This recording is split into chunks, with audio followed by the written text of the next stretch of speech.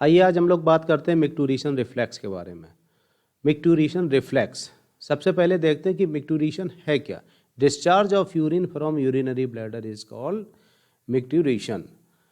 Urine का urinary bladder से discharge होने को ही मिक्टूरेशन कहते हैं। और ये होता कैसे है? मिक्टूरेशन एक्चुअली होता है इनवॉलेंट्री और वॉलेंट्री मसल के कॉम्बिनेशन से, राइट है। दोनों मसल्स वर्क करती हैं तभी मिक्टूरेशन होता है, और दोनों मसल के कॉन्ट्रैक्शन से ये प्रोसेस होती है। देखिए, इस डायग्राम के माध्यम से हम लोग समझ सकते हैं मिक्टूरेशन रिफ्लेक्स के बारे में। ये जो हिस्सा है, ये जो इतना हिस्सा है, इसको आप समझ लीजिए, पहले इस पे ध्यान दीजिए। ये है हमारा यूरिनरी ब्लैडर, और इसमें सबसे पहले 3 स्ट्रक्चर के बारे में ध्यान दीजिए। यूरिनरी ब्लैडर वॉल जो बनी होती है डिट्रूसर मसल से।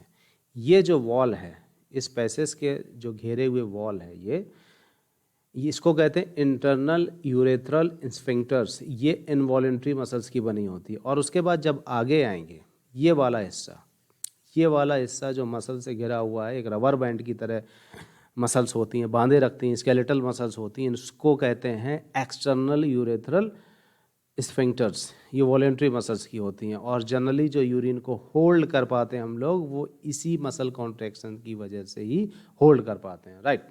अब बात करते हैं कि रिफ्लेक्स होता कैसे इसका। सपोज ये है हमारा यूरिनरी ब्लैडर, और इसमें लगभग 200 से 400 ml यूरिन जैसे ही फिल्ड होती है। अपनी अपनी कैपेसिटी है सब लोगों की कि कितना वॉल्यूम एक रिफ्लेक्स के लिए वर्क करता है। सपोज दैट 200 से 400 ml यूरिन जैसे ही फिल होती है, तो ये चारों तरफ दबाव डालती है, यूरिनरी ब्लैडर की वॉल पे दबाव डालती है। तो इससे क्या होगा, स्ट्रेच रिसेप्टर, हमारे स्पाइनल कॉर्ड में एक मिक्टूरेशन सेंटर होता है S2 और S3 सेगमेंट पे, वहाँ पर मैसेज जाता है कि bladder become full and it need to release, right. तो होगा क्या इसके बाद कि वहाँ से जो रिफ्लेक्स आएगा वो करेगा सबसे पहले इस मसल को कॉन्ट्रैक्ट करेगा। तो क्या होगा, दबाव डालेगा बाहर की तरफ। उसके बाद इंटरनल यूरेथ्रल स्फिंक्टर ये भी रिलैक्स हो जाएगा। ध्यान दीजिएगा, ये जो वॉल है ये कॉन्ट्रैक्ट होगी, और जो इंटरनल यूरेथ्रल स्फिंक्टर, ठीक है, जिसको रोकता था, नॉर्मली ये बंद रहता है, लेकिन जब रिलीज होना होता है तो ये खुल जाता है। तो रिलैक्स हो जाएगा तो मतलब खुल जाएगा। अब बात आती है जो एक्सटर्नल यूरेथ्रल स्फिंक्टर की, जो वॉलेंट्री है। अब सेंसेशन जाएगा जैसे कि यूरिनरी ब्लैडर बिकम फुल, तो ये वॉलेंट्री ऐच्छिक रूप से इसको खोला जा सकता है, ऐच्छिक रूप से इसको कंट्रोल किया जा सकता है, जिससे कि यूरिन आउटपुट हो जाता है।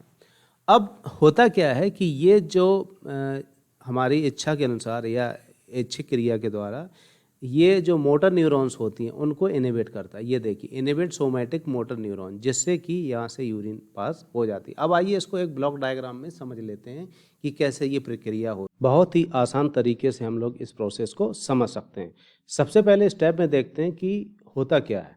सबसे पहले क्या हुआ कि वॉल्यूम ऑफ यूरिनरी ब्लैडर, देखिए, फिल्ड विद 2 to 400 ml, लगभग इतने वॉल्यूम से यूरिनरी ब्लैडर फिल हो गया। उसके बाद क्या हुआ, प्रेशर इंक्रीजेस, वॉल्यूम बढ़ा तो यूरिनरी ब्लैडर के अंदर प्रेशर इंक्रीज हुआ। उसके बाद क्या हुआ, जो स्ट्रेच रिसेप्टर्स होते हैं वहाँ पे, वो नर्व इम्पल्सेस को सेंड करते हैं मिक्टूरेशन सेंटर पे, जो कि सैक्रल स्पाइनल कॉर्ड में S2 और S3 पोजीशंस पे होते हैं। उसके बाद क्या होता है कि पैरासिम्पैथेटिक जो मिक्टूरेशन रिफ्लेक्स होता है, उसके एक्शन से क्या होता है, सबसे पहला काम होगा कि जो हमारा यूरिनरी ब्लैडर है उसमें जो डिट्रूसर मसल्स होती हैं उनका कॉन्ट्रैक्शन होगा। सबसे पहले क्या होगा, जो यूरिनरी मसल्स की वॉल है वो कॉन्ट्रैक्ट होंगी। कॉन्ट्रैक्शंस के बाद क्या होगा, यूरिन बाहर की तरफ फ्लो करेगी।